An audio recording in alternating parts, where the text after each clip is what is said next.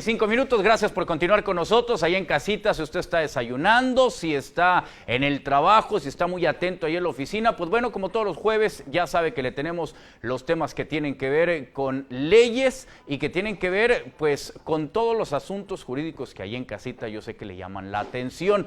Le pido que se comunique al WhatsApp 233-0480 para que nos mande sus inquietudes, para que nos mande sus dudas.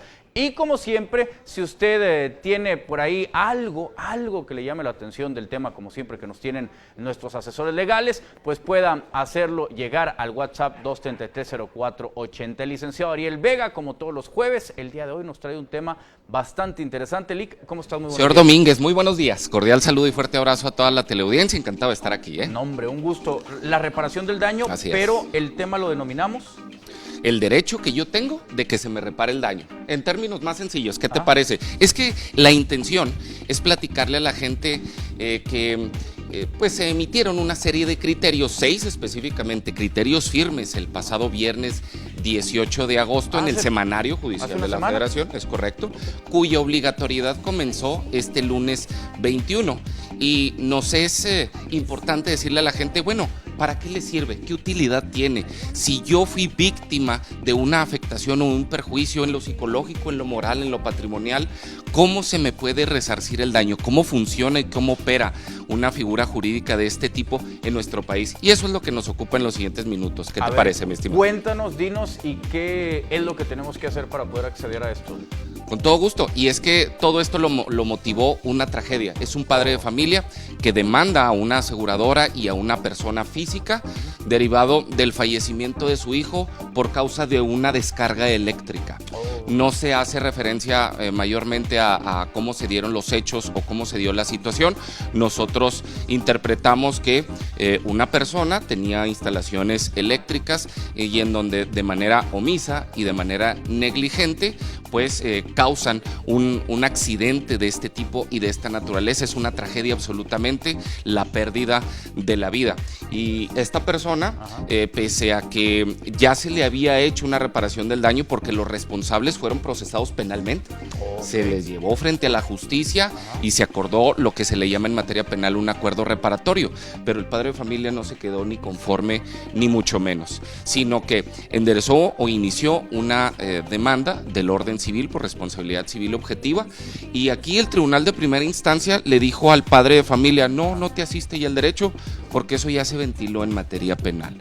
Apeló, se fueron al tribunal de alzada y el tribunal de alzada le dijo, sí opera lo que es el daño moral por la pérdida de tu hijo, pero no te asiste el derecho de la reparación en materia patrimonial.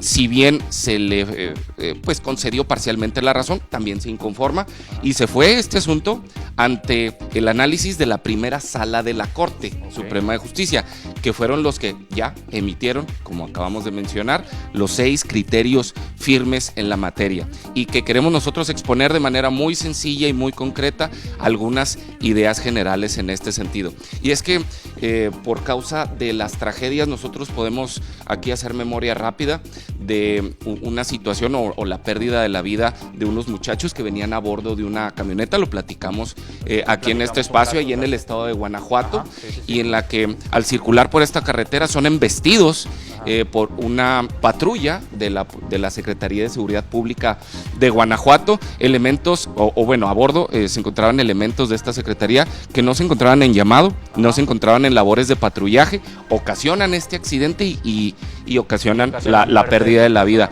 Sin dejar de mencionar también aquí el lamentable hecho de este joven que en la carretera de Aldama a Ojinaga pierde la vida por causa de el impacto que sufre con un animal, el cual pues bueno, ahí se desencadena una serie de situaciones, pero también es una responsabilidad objetiva de una persona.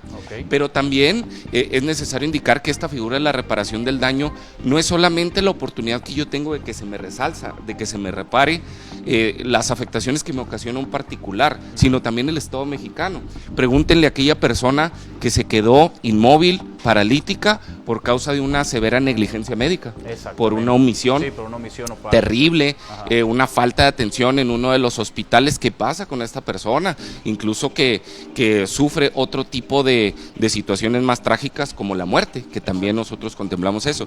Y entonces, si bien la reparación del daño, Víctor y amigos, no es una figura, digamos, novedosa como tal o en sí misma, sí le hacía falta muchísimos parámetros o que existiesen lineamientos claros para que los diferentes jueces resolvieran en la materia, de tal manera que estos criterios sirven de mucha utilidad. Ya también tenemos lo que es la ley tanto estatal como federal de responsabilidad patrimonial del Estado, en donde si una persona, como lo acabamos de indicar, sufre de una negligencia médica, pueda demandar al Estado mexicano por causa de una actuación irregular de este.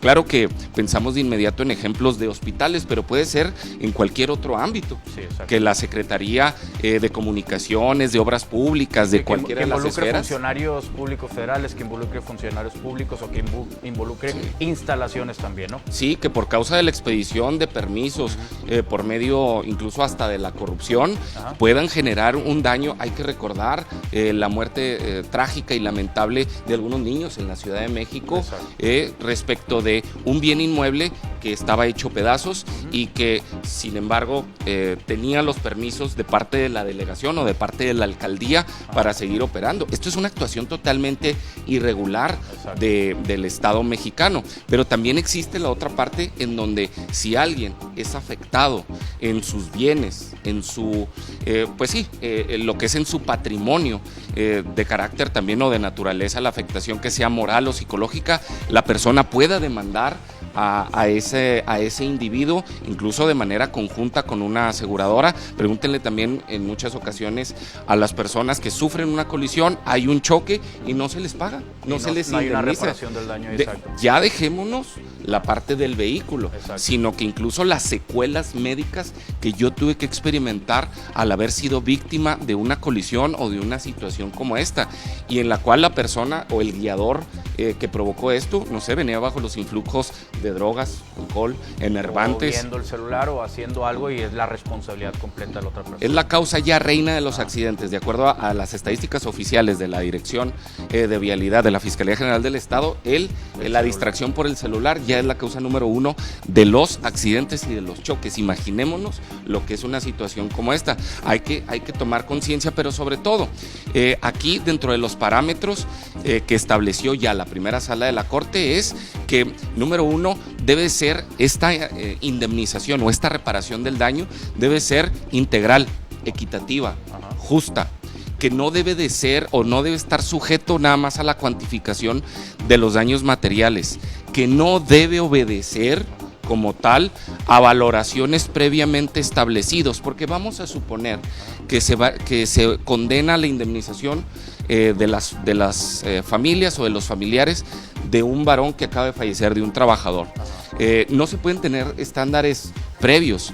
No es lo mismo para una persona, para beneficiarios que tengan 50, 60 años, que pierdan a su esposo, a su papá, que si nos referimos a un niño de 6 años. A un infante, exactamente. Sí, entonces, es diferente, cada caso es distinto. Cada caso es distinto, debe de tener una valoración totalmente independiente, no debe colocarse tampoco límites. Si bien la Corte determinó, esta primera sala de la Corte, que tampoco se van a establecer cantidades que provoquen un enriquecimiento injustificado, tampoco la indemnización por daño moral puede ni debe de tener límites. Esto es algo muy interesante. Típica y tradicionalmente, Víctor y amigos, el daño moral siempre se relegaba y en su caso, si se tomaba en cuenta en una sentencia, pues eran cantidades ínfimas, mínimas, que incluso ni siquiera llegaban a equipararse con las... con lo que era el daño material. Con lo que era el daño material o moral, o material o patrimonial. Entonces, hay que valorar cada caso en concreto. A las personas, a cada uno de los ciudadanos les asiste el derecho de emprender las acciones legales que estimen necesarias, que ya hay disponibles perfectamente o que están ya delineadas por la ley para que obtengan su reparación integral del daño. Insistimos, ya sea demandando al Estado mexicano o demandando a una persona que en responsabilidad objetiva generó o procuró una situación como esta. También hay que recordar este hecho. No recuerdo exactamente en qué entidad federativa, pero de este sujeto que tomó un perrito y lo echa en un caso que contenía aceite hirviendo. Entonces, esta es una situación en la que todo el mundo habla del que sí, lamentablemente, cometió este hecho en contra o en perjuicio del animal. Pero ¿qué pasa? O nadie hace referencia a este individuo que en plena vía pública tiene un caso con aceite hirviendo sin ningún tipo de señalamiento previo y en la que pudo haber ocurrido una situación trágica con otra persona, con un niño, con un menor. O sea que aquí, como lo planteas, yéndonos acá a este caso, Lick, no solamente es para quien cometió esta situación que agarra al perrito que era un cliente, algo así, sino también para el dueño del local, por la manera en cómo tenía el caso. Definitivamente. Okay. Y que la prensa y la opinión pública no hizo referencia a esa responsabilidad objetiva. Exacto. Pero imaginémonos un niño inquieto, curioso, que llega a jalar del caso. Imaginemos una situación. Entonces, ¿cómo es posible que una persona... Es terrible lo del perrito. Sí. Pero ¿cómo es posible que una persona definitivamente tenga un caso con aceite hirviendo en plena vía pública sin ningún tipo de señalamiento preventivo?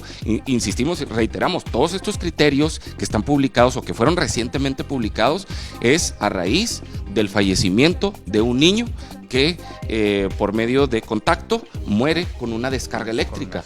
Hay que imaginar que fue una situación de terrible omisión o negligencia de parte de la persona que tenía o que estaba desarrollando una instalación de ese tipo. Exacto. Lo dejó de manera expuesta y como lo sabemos, los niños son muy curiosos, ¿no? Sí. Entonces, en este sentido, pues necesitamos nosotros atender cada caso en concreto. Sí, yo aquí me quedaría con las dos partes, Lick. La gente que está buscando la reparación del daño, como dice el licenciado, hay un criterio que desde la semana pasada cambia un poquito esta situación, la reparación del daño integral de las víctimas, pero también de lo que comentas ahorita es muy importante, de las personas, aquellos que tienen negocio, aquellos que tienen afuera de su casa o algo, que puedan dejar una situación que por un descuido ocasione un accidente. Hay que tener mucho cuidado también, porque aquí hablamos ya de una responsabilidad legal que no se puede evadir y que la víctima tiene todo el derecho de reclamarla, ¿no? Entonces, aquí de los dos lados, tanto la víctima como la persona que por alguna omisión, pero no deja de ser responsable por alguna omisión, ¿no? Definitivamente, y es que hay que no solamente meditar en las consecuencias que se puede generar desde una simple caída. Exacto. Un escalón que no esté debidamente señalizado. Entonces, ahí hay una situación en donde hay una responsabilidad muy objetiva de parte del establecimiento, de las personas, en general, de todo ciudadano, y que podría experimentar una demanda en su contra. Hay que también hacer énfasis en la valentía de esta persona, de este padre de familia, de seguir todo el proceso, Exacto. Y que si bien dentro de las primeras instancias no se le concedió de manera completa la razón, decidió que su asunto fuese analizado y resuelto por la primera sala de la Corte. Claro, hay que pasar una serie de etapas procesales, no fácil, y por medio del recurso de revisión y que la facultad de atracción en cuanto a asuntos que tienen una importancia o tienen una situación de relevancia, se puede llegar a este tipo de conclusiones y generará, Víctor y amigos, en un futuro, en tiempos postreros, condiciones adecuadas para que las personas que sufren de una situación de un daño en lo patrimonial, en lo material y en lo moral, puedan hacer valer de manera íntegra este derecho. Perfecto, licenciado, cada caso es distinto, cada caso es complicado, lo decíamos ahorita, hay que tocar con pincitas, tampoco es tan fácil porque, insisto, cada caso presenta su complejidad, pero ¿dónde se pueden comunicar contigo? ¿Dónde pueden estar en contacto contigo? ¿Dónde se pueden asesorar? Con gusto. Este y otros criterios, consúltenlos, les va a ser de mucha utilidad en LIC Ariel Vega, en todas las redes sociales. En el correo electrónico seguimos recibiendo sus comentarios, dudas, sugerencias, incluso hasta de temas, licarielvega@outlook.com, y en el teléfono de oficina 614-262-1671. Fíjate, se me vino hasta la mente la gente que va en los supermercados, de repente se resbala, se cae porque no hay señalamiento y vienen consecuencias. No, es un mar de problemas. LIC. Un universo de posibilidades. Un universo de posibilidades, un multiverso de posibilidades. Vámonos del otro lado con Cristina Retana, que nos tiene datos interesantes para usted en casita.